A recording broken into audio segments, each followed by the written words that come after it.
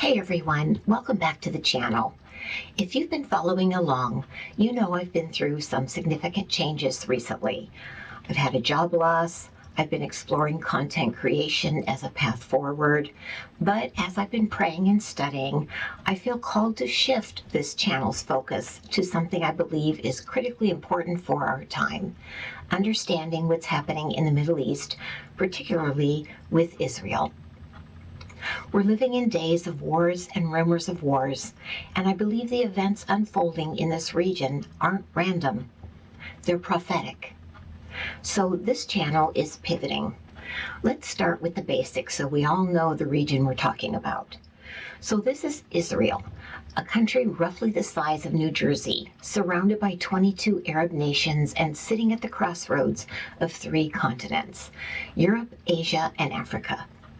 From a Christian perspective, Israel is called the apple of God's eye in Zechariah 2, verse 8. God made an everlasting covenant with Abraham and his descendants. And whether the world likes it or not, God isn't finished with Israel. Jesus was born there, walked there, died there, and rose there. And biblical prophecy tells us he's coming back there. But beyond the spiritual significance, Israel is a geopolitical powder keg. It's a thriving democracy in a region dominated by authoritarian regimes. It has cutting-edge technology, including water desalination, cybersecurity, and military innovation that nations around the world depend on. And yes, it sits near massive energy resources, both its own natural gas discoveries and the oil-rich nations surrounding it. So, who are Israel's main adversaries? Let's break this down. Iran. This is the big one. Iran's leadership has repeatedly called for Israel's destruction. They fund and arm proxy groups throughout the region. Hezbollah in Lebanon, Hamas in Gaza, militias in Syria and Iraq, and the Houthis in Yemen. Iran is pursuing nuclear capabilities, which Israel sees as an existential threat. Hamas controls Gaza. It's designated as a terrorist organization by the US and EU, committed to Israel's destruction per their charter. The October 7, 2023 attacks launched the current Gaza war, which has reshaped the entire regional dynamic. Hezbollah is Iranian-backed militant group in Lebanon with an estimated 150,000 rockets pointed at Israel, more sophisticated and dangerous than Hamas. And Syria has been weakened by civil war but is still hostile. Also serves as an Iranian corridor to supply Hezbollah. Then there are the complicated relationships. Countries like Qatar host Hamas leaders while also maintaining back-channel communications with Israel. Turkey under Erdogan has become increasingly hostile despite historical ties. And Russia plays both sides, selling weapons to Iran while maintaining relations with Israel. So here's where it gets really interesting from a biblical prophecy standpoint. And I just want to say here that things are changing already in the Middle East. Syria in France has been talking to Israel about working some of the issues out where they have fought over the border in the Golan Heights. There's different things going on, so we've got to catch up. This is just a lay of the land, so to speak. Many Bible scholars point to Ezekiel 38 and 39, which describes a coalition of nations coming against Israel in the latter days.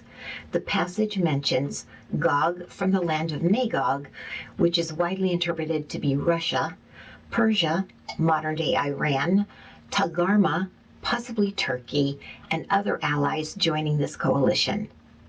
The prophecy describes these nations coming down against Israel like a cloud covering the land to plunder and loot. What would they want? They would want resources, wealth, and some scholars suggest Israel's natural gas fields, agricultural technology, or strategic position. Now, about Russia's economic situation. Russia has been under heavy sanctions, particularly targeting their oil and gas exports to Europe. There's a lot happening there now. So this is, again, lay of the land. This has severely damaged their economy. If Russia becomes desperate enough, if their economic isolation intensifies, could that push them toward the scenario Ezekiel describes? It's worth watching. So here's what this channel will become.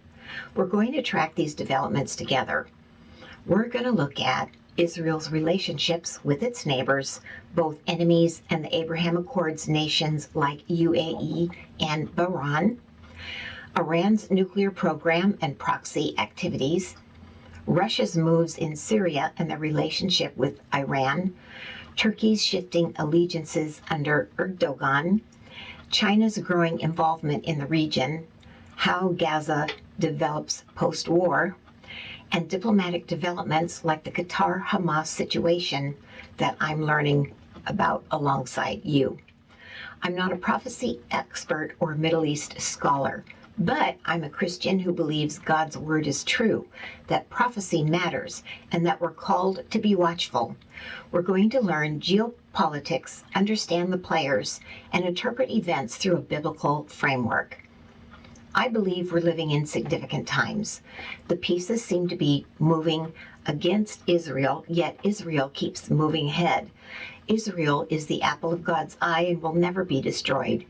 Persecutors keep coming and God keeps saving them. Israel will not be destroyed. God has plans for Israel and Satan cannot defeat that plan. Understanding what's happening in Israel and the Middle East is crucial for anyone who takes biblical prophecy seriously, because God's plan always wins out. We need to know and understand the importance of Israel in the world. We see developments involving Israel as central to how God's promises will unfold and to the eventual return of Jesus Christ. So subscribe if you want to take this journey with me. We'll do map studies, track current events, discuss prophetic interpretations, and learn together. The clock is ticking, the stage is being set, and God's promises to Israel remain unshakable. See you in the next one. Stay watchful.